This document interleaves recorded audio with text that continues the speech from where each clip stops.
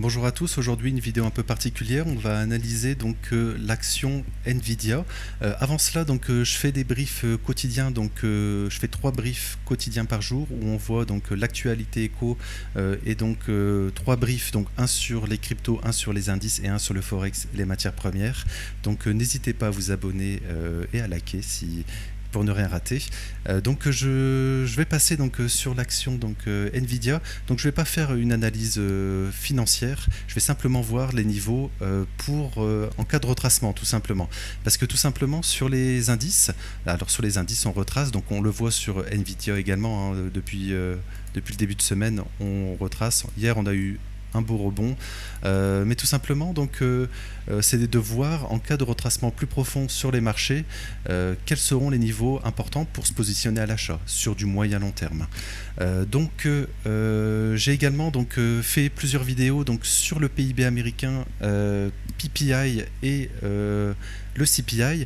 Donc tout simplement aux États-Unis, si on va regarder le Nasdaq par exemple, en fait pour le moment on price une ou deux baisses des taux actuellement, en sachant que les stats éco pour le moment ne sont pas positifs. Donc les indicateurs avancés comme le PPI ne sont pas positifs. L'inflation est en train d'augmenter en fait suite aux tarifs, donc au moins partiellement actuellement.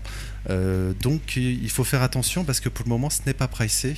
On pourrait très bien tout simplement refaire un plus haut sur les indices. Donc je vais passer sur Nvidia. On pourrait tout simplement refaire un plus haut avec les indices, hein, parce que c'est corrélé bien sûr avec le Nasdaq, hein, Nvidia. On referait un plus haut et là il faudrait faire très attention, je pense, parce que sur du moyen long terme, voilà, je vais passer en mensuel par exemple. Donc en mensuel, Nvidia, on est en forte hausse, hein, sur du moyen long terme.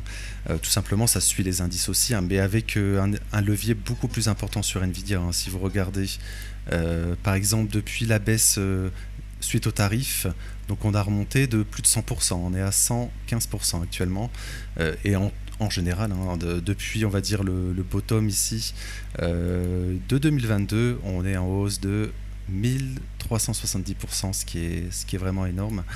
Voilà, très forte hausse, hein, de Nvidia. Voilà, si par exemple on a un nouveau narratif sur les marchés, que tout simplement par exemple on baisse par exemple les taux, non pas parce que l'inflation baisse, mais parce que l'économie va mal par exemple. Donc là on aurait peut-être un nouveau narratif sur les marchés qui serait peut-être un ralentissement économique ou voire même une récession. Et là la Fed serait un peu bloquée si l'inflation continue à augmenter. La Fed serait bloquée, elle ne pourrait pas baisser les taux pour soutenir l'économie, donc on aurait peut-être aussi également un nouveau narratif qui serait la stagflation et qui serait le pire scénario. Voilà, en cas de retracement, c'est l'objet de cette vidéo. En cas de retracement sur les marchés, il faut toujours avoir un peu de cash justement pour ce genre d'opportunité. Et comme je le dis dans mes briefs, voilà, quand on était sur des sommets la semaine passée, c'était une zone de profit sur les marchés très, très intéressant. Et en cas de nouveau plus haut également, si on va refaire une jambe haussière sur les marchés, et également sur Nvidia en fait, hein, on peut très bien refaire une jambe haussière, ça serait également une zone de profit, hein. Faut prendre des profits sur des plus hauts, c'est très important pour avoir du cash en cas de retracement. Voilà, voilà, je vais passer sur des unités de temps très longues. Tout d'abord, en 12 mois annuels, une bougie égale 12 mois. Donc on voit, on est totalement hors des bols de Bollinger ici. Moi j'aime beaucoup ce genre de setup parce que c'est très rare en fait qu'on continue en fait. Quand on est hors des bols de Bollinger, il y a toujours au moins une stagnation dans le temps ou un retracement. Voilà, en fait, on va jamais aller on va pas enchaîner les plus hauts indéfiniment. Généralement, il y a un retracement. Donc, je l'ai indiqué, la bande haute annuelle de la bande de Bollinger pour le moment est à 113 $. Voilà, tout simplement, par exemple, l'année passée, hein, vous regardez la bougie, on fait une énorme bougie haussière, on ouvre l'année, on retrace. Voilà, on fait un retracement dans l'année, tout simplement pour rééquilibrer les prix sur du moyen long terme. Si je vais passer en 6 mois, en 6 mois, on est venu, hein, en 6 mois dans ce fair value gap, on en voit plus haut, voilà, nouveau sommet. Voilà, continuation haussière, hein, tout simplement, mais tout cela on le sait déjà, c'est écrit sur le graphique et tout est pricé. Donc sur du 3 mois, donc sur le 3 mois, il faut faire attention, on pourrait pourquoi pas, en cas de rejet ici, avoir pourquoi pas une divergence baissière, mais bon, voilà, pour le moment, RAS. Voilà, c'est en mensuel. En mensuel, donc on aura... alors, avant cela, je vais passer encore une fois sur le 12 mois. En fait, en cas de retracement, tout simplement... attendez, je vais passer peut-être plutôt... je vais repasser sur du trimestriel. Voilà, non, donc c'était sur le mensuel, je vous l'ai montré. Donc voilà, en cas de retracement, par exemple, on refait encore un plus haut, on se fait rejeter. Tout simplement, on a ouvert donc la bougie donc semestrielle, trimestrielle en juillet ici. Donc pour le moment, on est à la hausse. Donc si on se fait rejeter, c'est là où je peux en venir. Si on se fait rejeter, on a plusieurs zones donc d'achat potentiel. Donc on a cette FVG mensuel ici, voilà ici, donc aux alentours des 150 et 140 environ.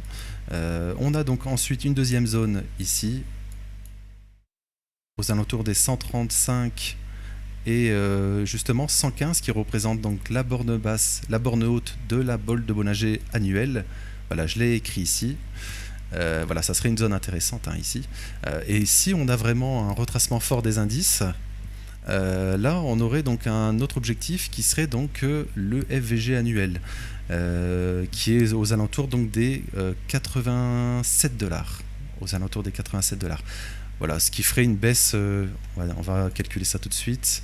Donc dans un premier temps, ça nous ferait une baisse, le premier FVG mensuel, ça nous fait une baisse de 18%, le deuxième de 26%, et ensuite ça fait une baisse de environ 50%. Donc là, il y aurait vraiment un fort retracement sur les indices notamment. Alors, il n'y aurait pas moins 50% sur les indices, bien sûr. Hein. Il y aurait peut-être moins 20 ou oui, moins 20% peut-être sur les indices parce que Nvidia est bien sûr bien plus volatile. Mais voilà, il faut garder ça à l'esprit et avoir donc de quoi investir en cas de forte baisse.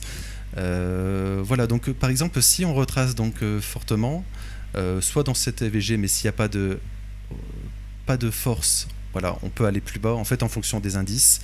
Mais si on va par exemple ici, dans le EVG 12 mois, donc annuel, en fait on pourrait très bien donc retracer fin d'année, par exemple, réintégrer on va dire la bolle de Bollinger et l'année prochaine, début d'année, courant d'année prochaine, aller en fait dans ce fair value gap annuel.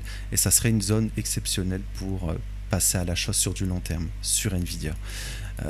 Voilà, les fondamentaux sont très bons, hein, bien sûr, sur Nvidia. Ça serait tout simplement des facteurs extérieurs qui provoqueraient cette baisse et ça serait une superbe opportunité sur du moyen long terme. Et donc l'objectif, hein, il serait vraiment intéressant parce que ça serait tout simplement les plus hauts. Donc on aurait environ 100% de hausse à les prendre, hein, donc très intéressant. Voilà, donc voilà, en cas de retracement, pour le moment, pas de signal de baisse.